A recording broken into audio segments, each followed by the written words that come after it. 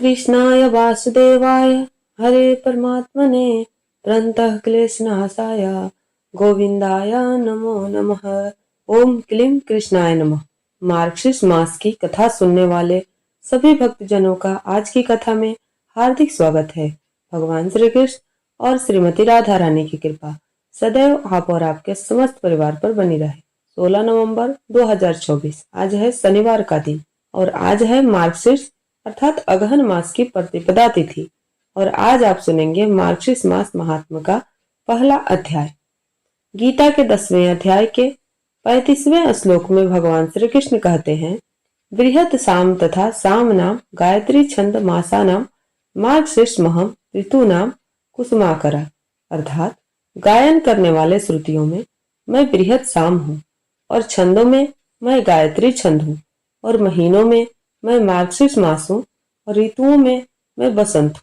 इसका मतलब है कि भगवान श्री कृष्ण का ही स्वरूप होता है मार्गशीर्ष मास। इस महीने में भगवान श्री कृष्ण की विशेष रूप से पूजा आराधना की जाती है। ऐसी मान्यता है कि इस महीने में भगवान श्री कृष्ण की उपासना करने से व्यक्ति को जीवन में हर तरह की सफलता की प्राप्ति होती है और वह हर तरह के संकट से बाहर निकलने में सक्षम भी हो जाता है। अब इस महीने को मार्गशीर्ष मास क्यों कहा जाता है? तो जिस महीने की पूर्णिमा तिथि जिस नक्षत्र से युक्त होती है उस नक्षत्र के आधार पर ही उस महीने का नामकरण किया जाता है, क्योंकि मार्गशीर्ष महीने की पूर्णिमा मृगशिरा नक्षत्र से युक्त होती है, इसलिए इस महीने को मार्गशीर्ष मास कहा जाता है। वैसे इस महीने के और भी बहुत सारे नाम हैं, जैसे कि मंगसर, मंगसीर, अगहन, अग्रहायण आदि नामों से भी इसे जाना जाता है और यह पूरा ही महीना बहुत पवित्र माना जाता है। मान्यता है कि सतयुग में देवों ने वर्ष का आरंभ मार्गशीर्ष मास की कृष्ण पक्ष की प्रतिपदा तिथि से अर्थात पड़वा से किया था।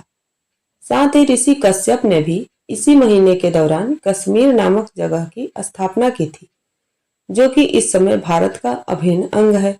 इस महीने में स्नान दान का बड़ा ही महत्व माना गया है। विशेषकर इस महीने के दौरान यमुना नदी में स्नान का महत्व है। मार्गशीर्ष महीने के दौरान यमुना नदी में स्नान करने से भगवान सहज ही प्राप्त हो जाते हैं, इसलिए जो लोग जीवन में भगवान का आशीर्वाद बनाए रखना चाहते हैं उन्हें इस महीने के दौरान कम से कम 1 या 2 बार यमुना नदी में स्नान अवश्य करनी चाहिए।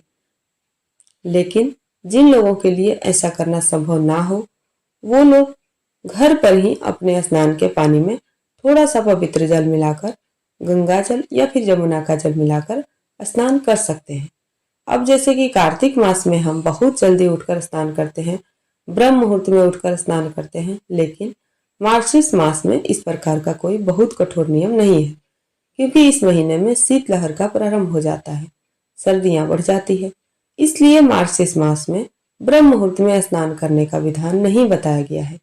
लेकिन सुबह सूर्योदय होने से पहले, सूर्य के निकलने से पहले स्नान करना आवश्यक माना गया है, क्योंकि देखिए सूर्योदय के बाद तो वैसे भी स्नान नहीं करना चाहिए। सूर्योदय से पहले स्नान कर लीजिए। आप चाहें तो गर्म पानी से भी स्नान कर सकते हैं, लेकिन स्नान करने से पहले तुलसी की जड़ की थोड़ी सी मिट्टी लेकर अपने शरीर में जरूर लगा लेना चाहिए और फिर इसके बाद गंगा जल या फिर यमुना जल मिलाकर उसी जल से आपको स्नान करना चाहिए। अच्छा, स्नान करते समय मौन नहीं रहना चाहिए, मतलब मंत्र उच्चारण के साथ ही स्नान करना चाहिए। तो ओम नमो भगवते वासुदेवाय नमः या ओम नमो नारायणाय नमः इस प्रकार से मंत्र जप करते हुए आपको स्नान करना चाहिए।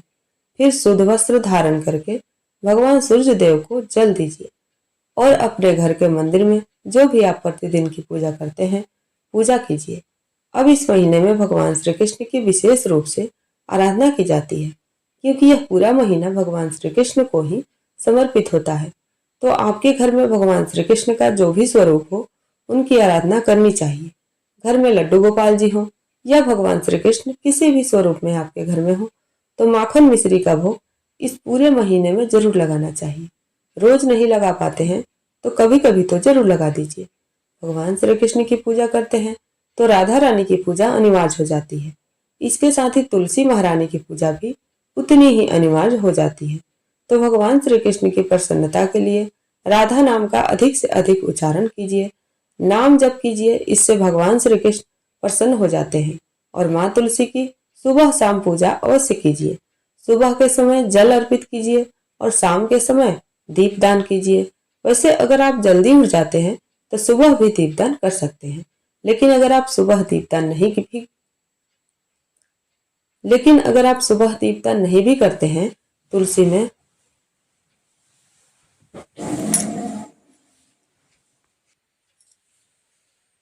लेकिन अगर आप सुबह दीपदान नहीं भी करते हैं तुलसी में, तो शाम को दीपदान जरूर करना चाहिए। अब बात करें कि इस महीने में किन चीजों का दान करना चाहिए, तो देखिए, यह मौसम सर्दियों का है, इसलिए गर्म कपड़े, कंबल, जो भी इस समय सीजनल फ्रूट्स हैं वह आप दान कर सकते हैं। भोजन का दान कर सकते हैं, बिस्तर का दान कर सकते हैं।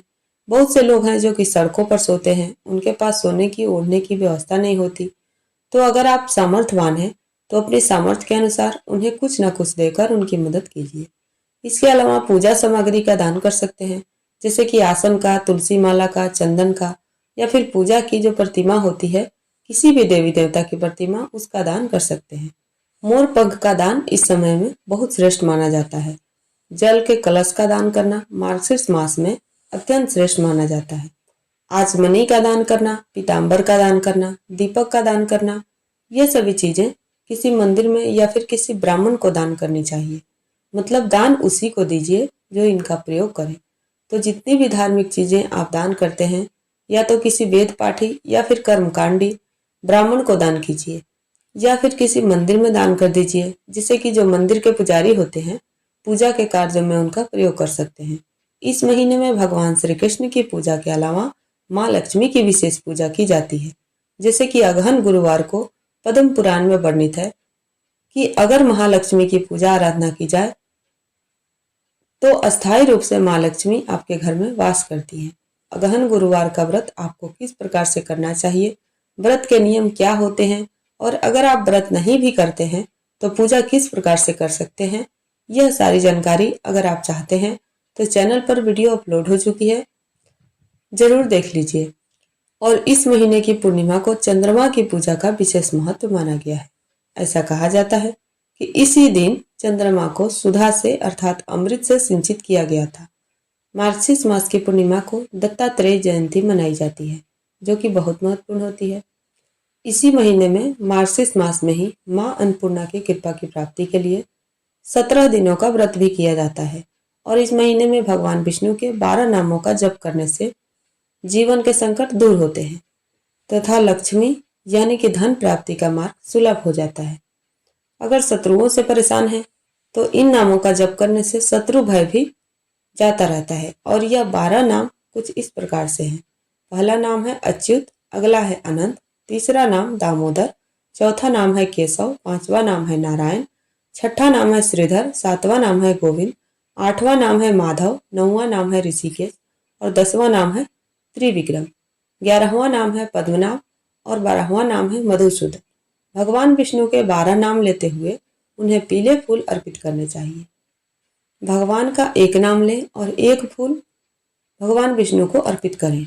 पूजा के उपरांत संध्या के समय इन फूलों को भगवान के सामने से हटाकर पीपल के वृक्ष के नीचे या फिर किसी बहते हुए जल में प्रवाहित कर दें।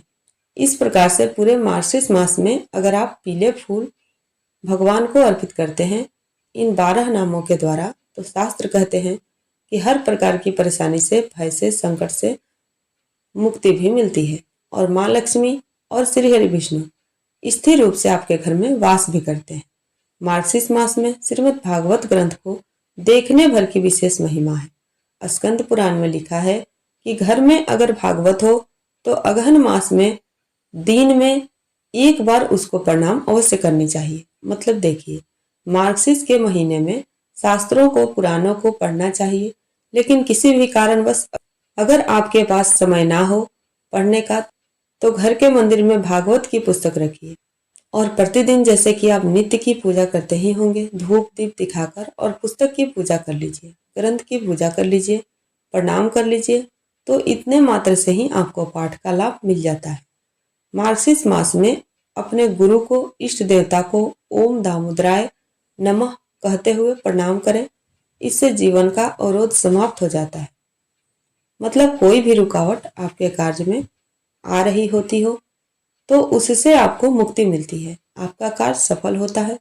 कुछ ऐसे पाठ है जिनको करना मार्गशीर्ष मास में अत्यंत श्रेष्ठ माना गया है। जैसे कि पहला पाठ है विष्णु सहस्त्र नाम का पाठ, दूसरा भगवत गीता और तीसरा है गजेंद्र मोक्ष। समय मिले तो पाठ करना चाहिए, नहीं तो मोबाइल पर भी सुन सकते हैं। पुस्तकें अगर आपके घर में हैं, ग्रंथ अगर आपके घर में हैं, तो घर के मंदिर में रखकर प्रतिदिन धूप दीप दिखाकर पूजा अवश्य कीजिए। इतने से भी आपको लाभ मिलेगा।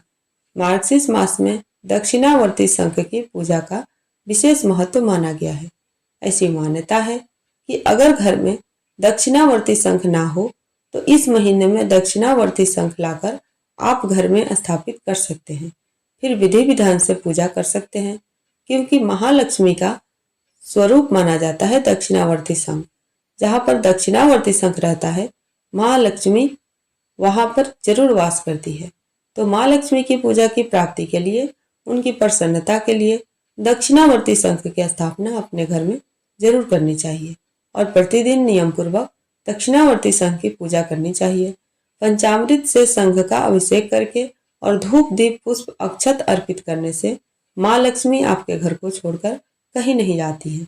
वैसे तो नॉर्मल रूटीन में रहते हुए भी मार्गशीर्ष मास की पूजा आराधना हम कर सकते हैं।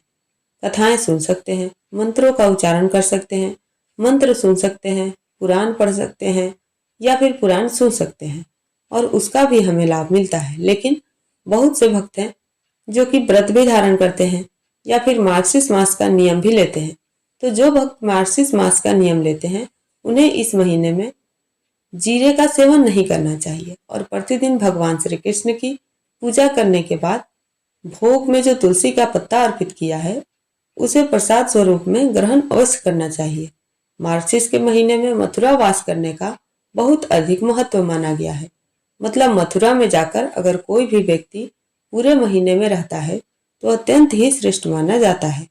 आप अगर पूरे महीने में नहीं भी रह पाते हैं और अगर आप जा पाते हैं तो एक रात्रि भी अगर वहां पर रह जाते हैं तो भी इसे मथुरा वास के समान ही माना जाता है। और जो भक्त मथुरा नहीं जा पाते हैं तो घर के आसपास कोई भी तीर्थ हो तो तीर्थ स्थलों में जाना इस महीने में सबसे श्रेष्ठ माना जाता है। तो अपनी सुविधा के अनुसार अगर आसपास कोई भी पवित्र तीर्थ स्थल हो तो वहां जरूर जाना चाहिए। कोई पवित्र नदी हो, कोई सरोवर हो तो वहां पर स्नान भी कम से कम महीने में 1 या 2 बार जरूर कर लेना चाहिए। मार्गशीर्ष मास के प्रथम अध्याय में आपने सुना इस महीने का महत्व क्या होता है, पूजा विधि क्या होती है और किन देवी देवताओं की पूजा करनी चाहिए, व्रत और त्योहार कौन से होते हैं और किस नियम का पालन हमें इस महीने में करना चाहिए। और इसके आगे का अध्याय आप कल की कथा में सुनेंगे। इस महीने में सबसे महत्वपूर्ण होता है कान्हा जी की पूजा करना, कान्हा जी की कथा करना और कान्हा जी की भक्ति करना। तो अब आप सुनेंगे कान्हा जी की कहानी और कृष्ण की विशेष कृपा की प्राप्ति के लिए राधा कृपा कटाक्ष स्रोत तो सबसे पहले सुनना जरूरी होता है। यूं तो भगवान श्री कृष्ण के कई नाम भी हैं और कई रूप भी हैं। कान्हा जी के भक्त अलग अलग स्वरूपों में भगवान श्री कृष्ण की पूजा आराधना करते हैं, उनसे प्रेम करते हैं। कोई श्याम कहता है तो कोई मोहन कहता है, कोई गिरधर कहता है तो कोई बंशीधर कहता है, कोई कान्हा कहता है तो कोई कहता है ठाकुर जी। इस प्रकार से भगवान के भक्त उन्हें अलग अलग स्वरूपों में पुकारते हैं, प्रेम करते हैं, उनकी सेवा करते हैं। इन सभी नामों में एक नाम है जो बहुत अधिक प्रसिद्ध है और वह है लड्डू गोपाल। और भगवान श्री कृष्ण का यह जो लड्डू गोपाल का स्वरूप है और यह जो नाम है यह किसी के लिए भी अपरिचित नहीं है। कान्हा जी के भक्तों के घर में कान्हा जी इसी स्वरूप में ज्यादातर विराजमान रहते हैं। पर क्या आप जानते हैं कि भगवान कृष्ण का नाम लड्डू गोपाल कैसे पड़ा और क्यों पड़ा? चलिए आज की कथा में हम यह जानने का प्रयास करते हैं कि भगवान कृष्ण को लड्डू गोपाल कब से कहा जाने लगा और कैसे उनको यह नाम मिला। दरअसल यह कथा है ब्रजभूमि में भगवान श्री कृष्ण के एक परम भक्त रहा करते थे। उनका नाम था कुंभन दास। कुंभन दास का एक पुत्र था रघुनंदन कुंभन दास।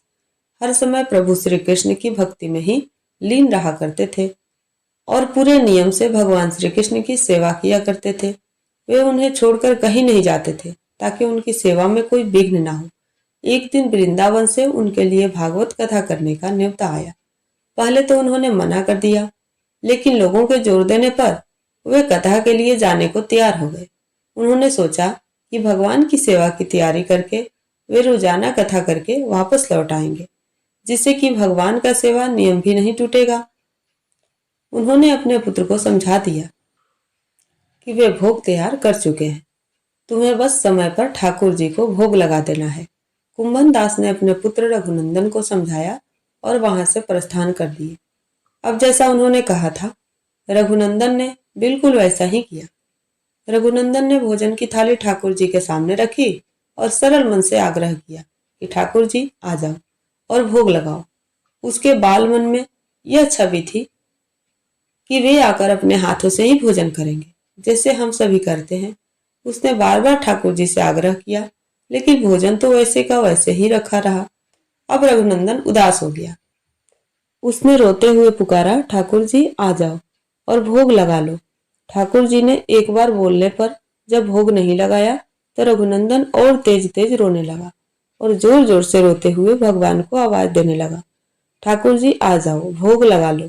ठाकुर जी आ जाओ, भोग लगा लो।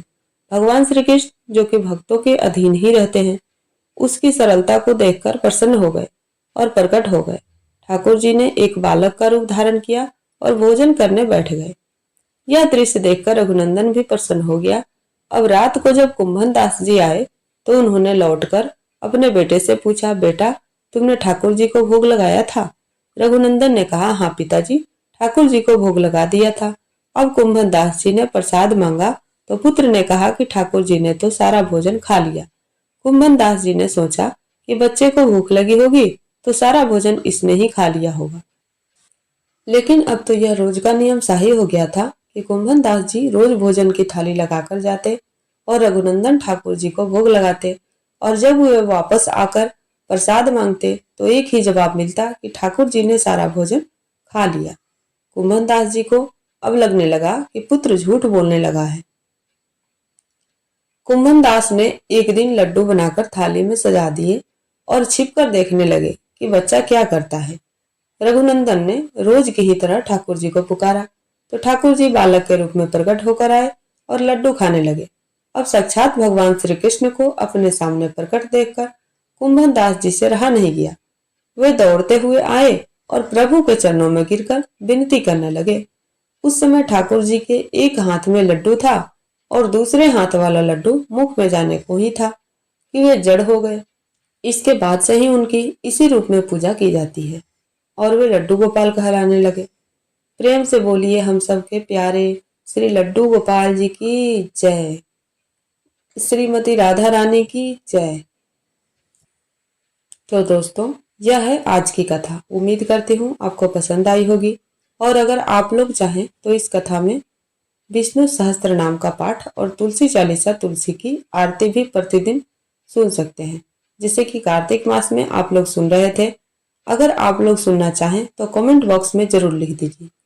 देखिए, मैं कुछ ऐसी चीजें ही आपको देना चाहती हूँ, जैसे कि विष्णु सहस्त्र नाम का पाठ, जो कि अगर आप लोग प्रतिदिन सुनते हैं तो सुनने मात्र से ही आपकी समस्याएं धीरे धीरे समाप्त होने लगती है। तो कथा सुनाने का उद्देश्य सिर्फ इतना नहीं है कि हम लोग कथा को सुने, बल्कि कथा सुनाने का उद्देश्य यह है कि जब आप लोग यह कथा सुने तो आपके जीवन की समस्याएं भी धीरे धीरे समाप्त हों। तो अपनी राय कमेंट बॉक्स में जरूर बताइए, और हाँ, आज की कथा आपको कैसी लगी कमेंट बॉक्स में जरूर बताइए। अच्छी लगी हो वीडियो तो लाइक कीजिए और ज़्यादा से ज़्यादा इस वीडियो को अपने फैमिली फ्रेंड्स के साथ शेयर कीजिए। और चैनल पर पहली बार आए हैं, अगर अभी तक आपने चैनल को सब्सक्राइब नहीं किया है तो आज की वीडियो अगर आपको अच्छी लगे तो चैनल को सब्सक्राइब करें, बेल आइकन को जरूर प्रेस कर लीजिए। इससे यह होगा कि इस चैनल पर अपलोड होने वाली सभी वीडियोस की नोटिफिकेशन आपको सही समय पर प्राप्त होगी। मिलती हूँ मैं आपसे अगले वीडियो में, तब तक के लिए जय श्री राधे।